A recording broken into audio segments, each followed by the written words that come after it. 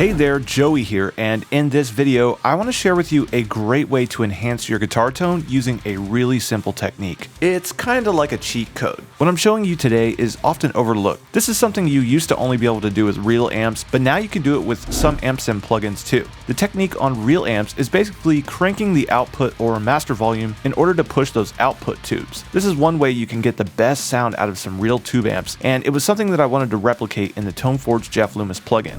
As you turn the master knob up and turn the plugin output down, you can get this tube distortion that will sound different depending on what tube type that you're using. Now, there's two power amp tube options in this model, and that's the 6L6 or the EL34. Each tube type offers a unique overall sound and tone. And before we get into the output tube settings, let's briefly go over how we've got toneforge Jeff Loomis set up for this demonstration.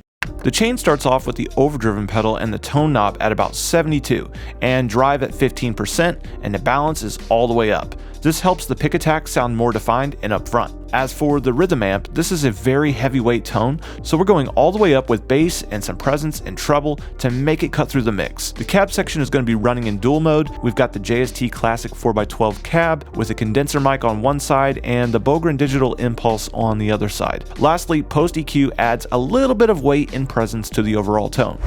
Alright, now that you're familiar with the settings here, let's check out how the master output in combination with the tube selection affects the tone. First, I'm going to turn down the output of the plugin a little bit and turn the master gain all the way up. Then I'm going to switch between the tube modes, and I want you to notice how the sound distorts a little bit differently in each tube type.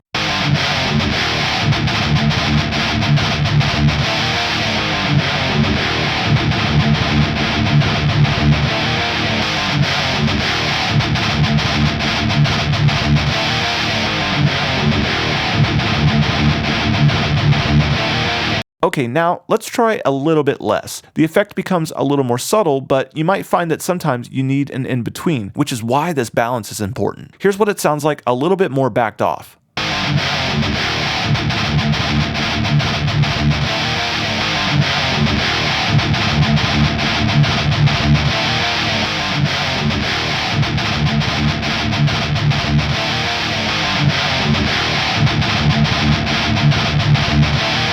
Alright, now we're going to back it off just a little bit more. Check out how different it sounds now.